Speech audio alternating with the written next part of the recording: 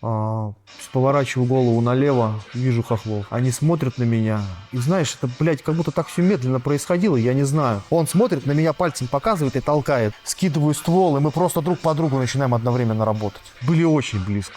Я видел их мимику лица, они видели, я так полагаю, мою. Но я видел их очень хорошо. Почему я потом начал различать их? Ну, кто в чем работает. Почему я, сейчас тебе объясню. Начинается контакт, я, короче, получается, скидываю ствол, начинаю работать. У хохла сразу каска слетает с головы. Первая мысль моя, я думаю, нихуя себе.